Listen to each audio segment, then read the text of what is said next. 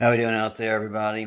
So, Mr. Volpe back with you guys on a video week, back on from our last week of having been off.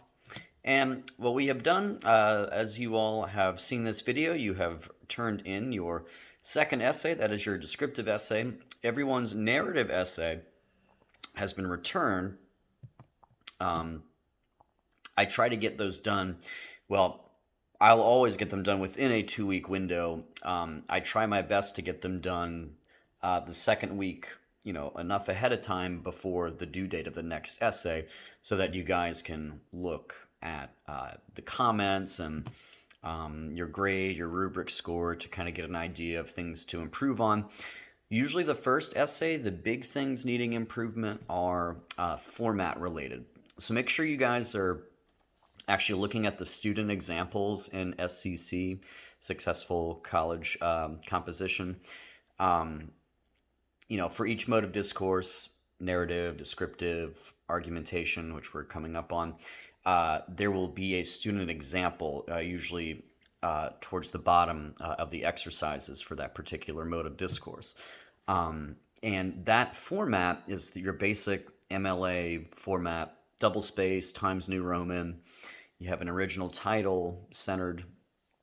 Upper left hand is your heading. That goes on the first page only. That's your name, my name, the class, and the date. Upper right hand corner of each and every page is your last name and the corresponding page number. Okay. That same format is also given to you in our paper format attachment in our course in lessons. So it's really important to get the format right. That's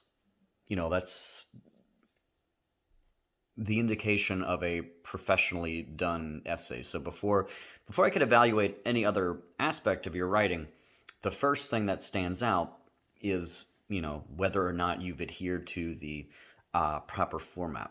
Do things look neat and professional? Okay. Second thing I look at is how are things. After I've looked at your thesis statement at the end of your intro, how are things organized? Is each paragraph about something? Does each paragraph begin with a transition? In each of those paragraphs, do your ideas flow smoothly, cohesively? All that stuff, okay? And then, of course, the content of your essay is is it, for narration, is it a story? Are you telling a story? Is there a beginning, middle, and end? Are you relating a particular event, a particular moment in our case? Okay. The descriptive is going to be, are you making a person, place, thing, or idea come to life using descriptive, vivid details? Okay. So just to kind of give you guys a little insight into, how I grade things and things of that nature. And if you're not terribly impressed or satisfied with your score, keep in mind the second half of the course, we spend that time revising, editing, and proofreading our essays. And you get an opportunity to improve your original essay score. Nobody did especially terribly. Nobody did terribly at all, in fact. Everybody did reasonably well. Those of you who turned in essays, of course. If you did not turn in an essay, I know some of you have had technical difficulties, and I'm still waiting on you guys to get back to me and let me know what's going on there.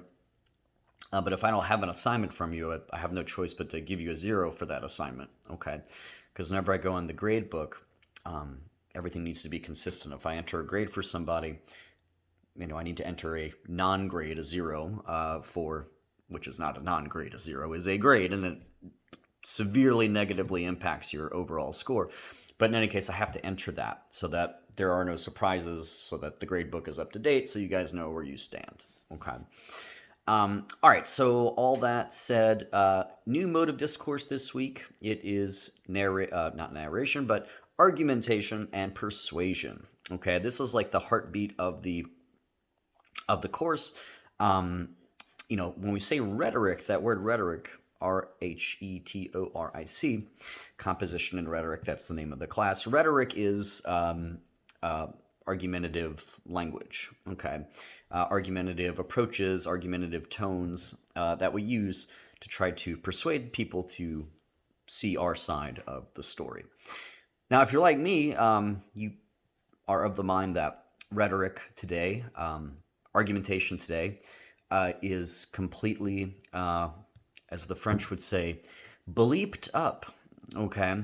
Why? Well, because in our internet age, we expect everything.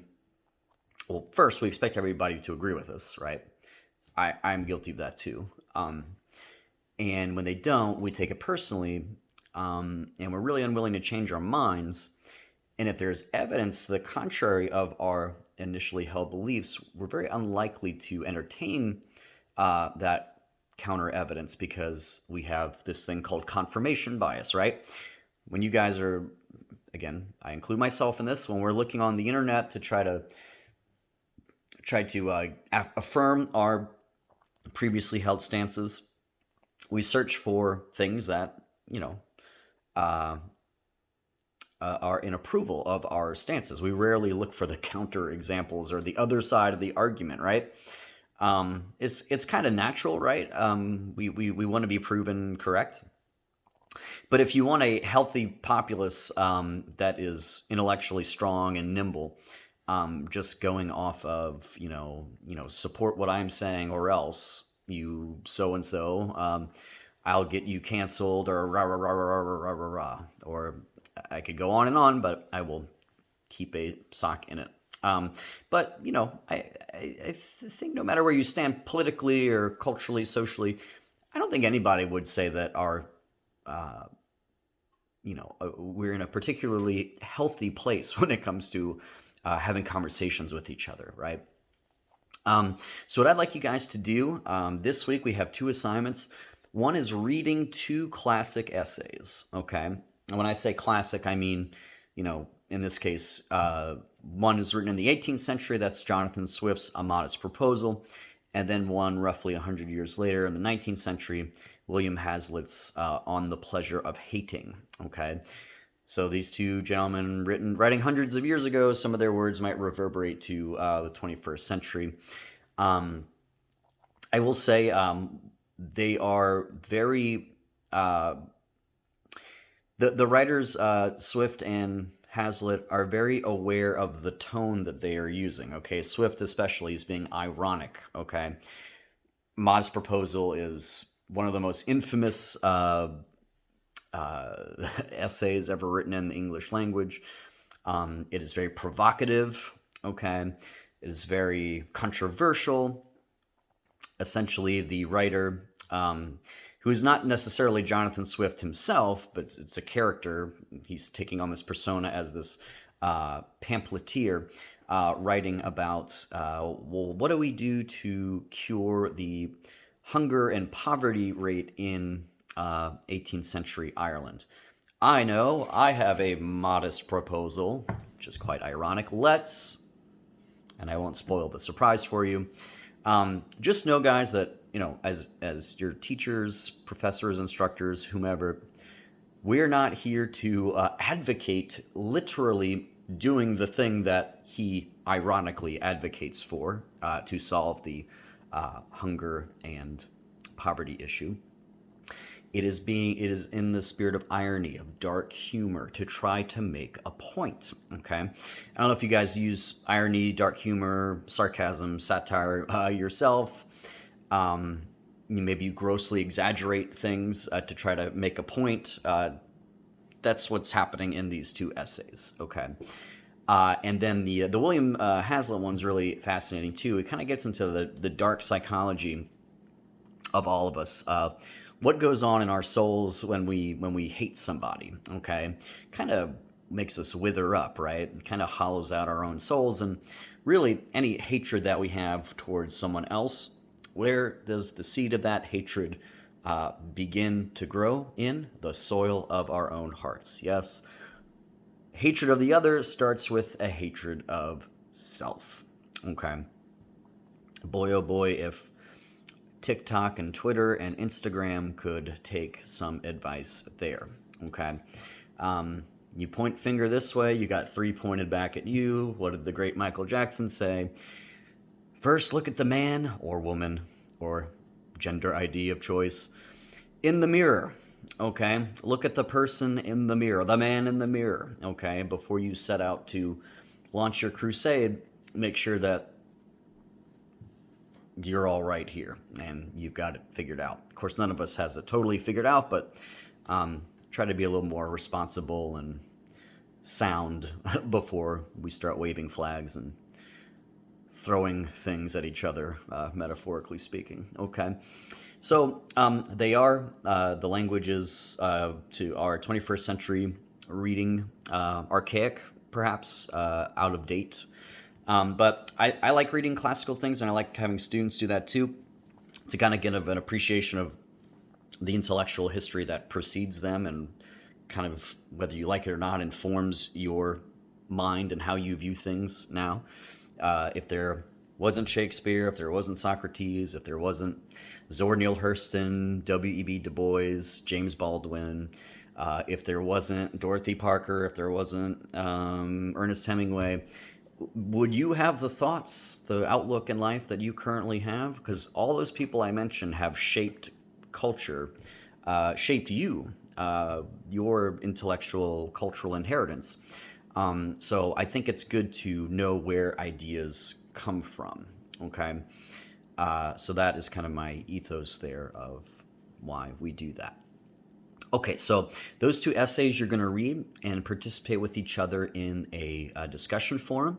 The discussion forum ends on the Friday. That's the 11th. Okay, so you have to give a post, an original post, and then you have to respond to another person's post by Friday. Then by Sunday is SCC 3.8, that's argumentation, exercises 24 through 26.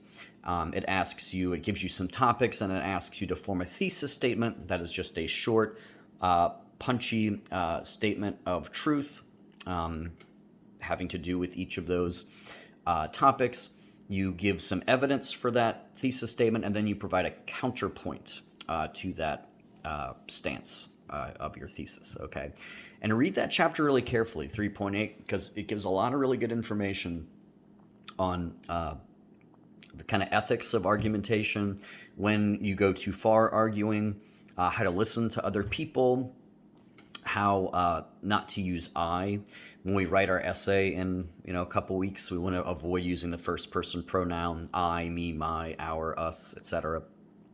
You want to try to form your argument as though it is objective, it is universal, it is not subjective and personal. Okay, so do read that chapter really, really closely, 3.8 in SCC.